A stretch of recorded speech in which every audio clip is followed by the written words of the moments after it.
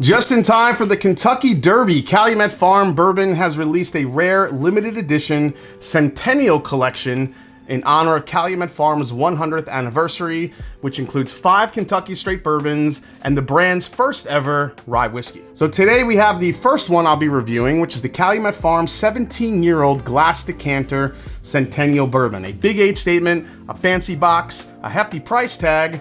Come back and see if it's worth it. It's the Mash and Drum.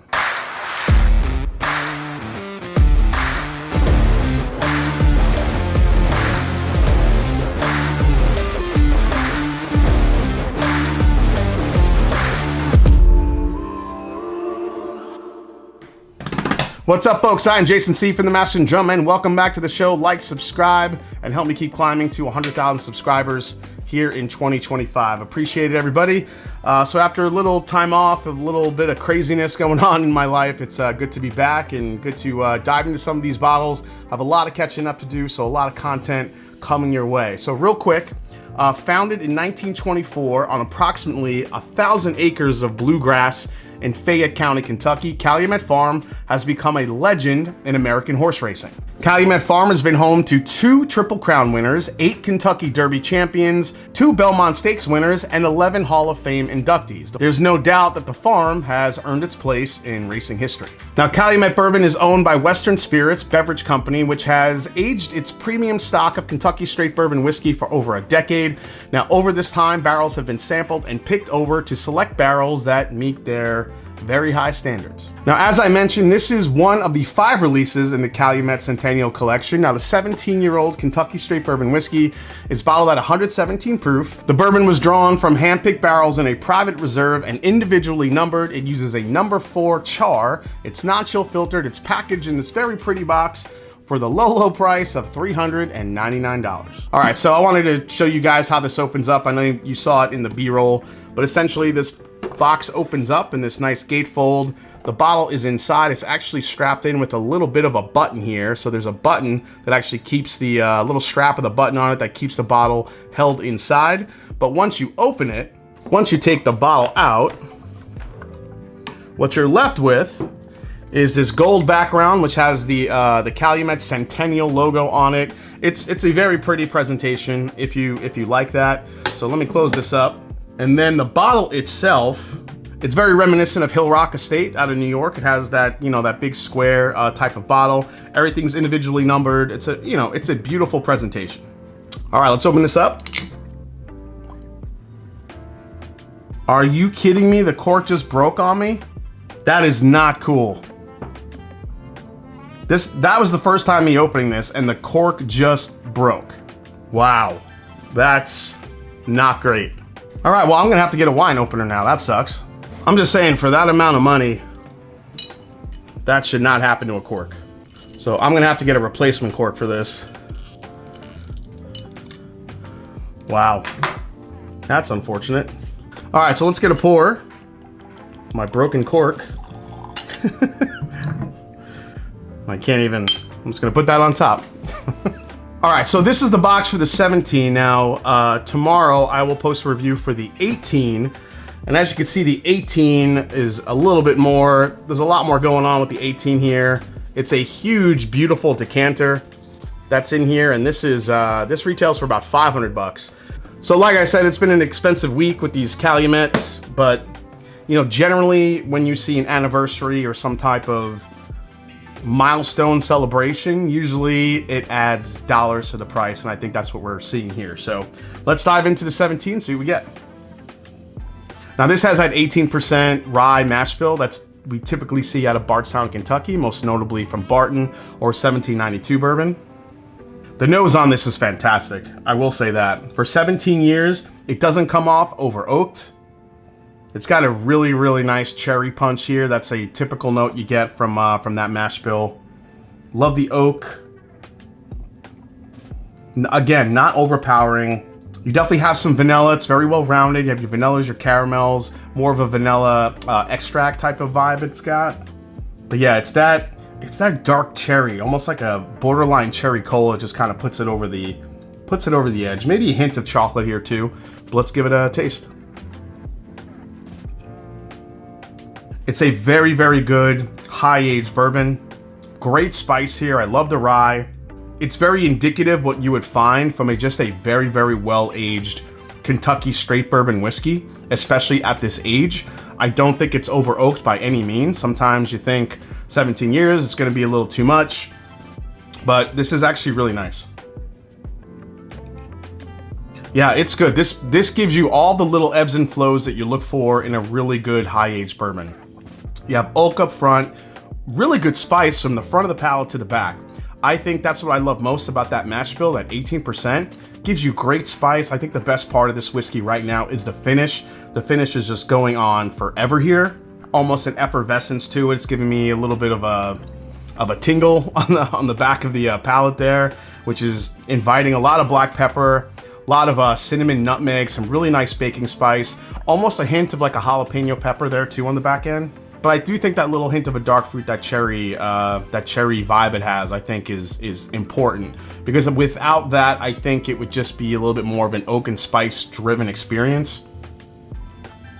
You know what? If it wasn't for that spiciness that it has in the back end, that nice like black pepper, I probably would think it'd be drinking under its proof, because the front and the mid palate, I'm not going to say it's soft, but it's definitely less. There is spice there on the front and the mid palate, but not as much as it hits, especially towards the back end of the palate. That's when it really starts to, things start activating in the back of the palate with the spice and the pepperiness. And again, but that little bit of cherry is what kind of sells it for me.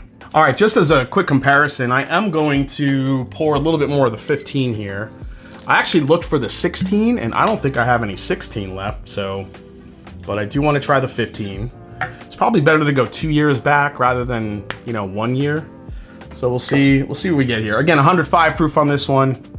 What's interesting is, like, for me on the 15, I actually get more oak than I do on the 17. Or maybe just more of a tannic type of richer oak profile. I mean, it's there on the 17, but the 17 is also a lot sweeter, especially on the nose. Yeah, the custard, the creme brulee type of aspect it has is really starting to show through. Man. All right, let me try the 15 again. See, I think the 15 is actually even more cherry forward than the 17 is. The 17, I think, leans more into the caramels, vanillas, oak, very well balanced, little bit of cherry. I think there's more cherry here on the 15. Yeah, and I think there's just as much spiciness on the 15 as you're getting in the 17. I think the finish is longer on the 17, but the 15 does lean into, again, to that same mash bill, that 18% rye mash bill. Here's the thing, the 16 year was only, I think that's sitting at the, and let me double check here.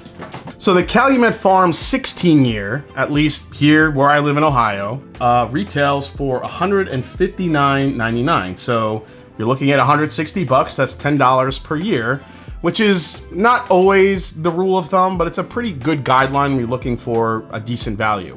So now to go up to the 17 year, they're asking us to pay $399. So 400 bucks. So that's more than double the price of the 16 for 1 more year. Now, again, you have the bottle, which broke my cork, which kind of sucks. And then you have the collector's edition box. And again, we talked about the whole Centennial edition, and that, a big anniversary and a number like that is going to add more cost to the bottle. But let me take one more sip of the 17, go through the whole experience, then we'll do a final breakdown here. All right, last sip of the 17. So great mouthfeel here. It is very velvety. It's silky, vanilla, caramel, all up front, a little bit of black pepper, and that really nice baking spice on the front of the palate. As it works its way back, I think when it hits mid-palate, it actually loses the spice quite a bit. Then you get a bunch of cherry. Not a huge amount of cherry, but I do think there's a little bit of a cherry chocolate that comes into play there. And then the back end is just mostly like black pepper, spice. Again, more of the baking spices come to the forefront. I do think there's, again, that little bit of like a jalapeno pop there on the back end. It's like this slight, maybe it's just a combination of like a savory baking spice with like that black pepper spice is just making me think jalapeno. I don't think it tastes like jalapeno, but it's coming off like a pepper. It's just a really good, well-aged bourbon. Now, for $3.99, is it worth the price point? Let me think about this. final breakdown time. All right, final breakdown on the Calumet 17 year from the Centennial collection here this year for Calumet Farm. Price for this one, as I mentioned, $399 or say $400 retail. Resale market value, I haven't really seen these on the resale. And if you do see them on the resale market value, they probably won't be too much higher than the actual retail price. Availability on the entire collection is probably going to be limited, but given the price points and today's market, I'm thinking these will sit around in some areas. So of course it's a little bit too early to tell, but at least that's my prediction. Value here for the 17. You know, I think there's no way to slice it here. And look, obviously we just had my own personal experience. The cork broke. Listen, the box is beautiful, the presentation's beautiful, the bottle's beautiful, you know, but if you care about that, maybe this bottle holds a little bit more value to you. So as far as price goes, I do think this is probably gonna be a low value for me, just because, I mean, you have Heaven Hill that's out there that's putting out their 17 year, 19 year, 18 year for about $300. So I think they just went a little bit over the edge on the price there. I think I would have liked this bottle a lot better at $300 rather than $400. Now the most I pay here is gonna be retail. We'll see how this goes. A lot of these high price bottles have been sitting around a little bit more lately. So maybe if you wait around, you get this a little bit more on a discount as time goes by. We'll see what happens with the 17. As far as alternatives, honestly, I don't know about you guys, but for me, I could still walk in and get Calumet 16 and 15 for less than double the price. I mean, like I said, I can get the Calumet 16 for 160 bucks still. So for 1 year less, I can just drink that if I want to get some of that mash bill at a high age. Now, as far as a recommend, is it a skip, a try before you buy, or buy, back it up? For the particular 17, I'm going to say try before you buy, because it's too much of an investment to just buy it blindly, especially given the price points of other whiskeys in this realm.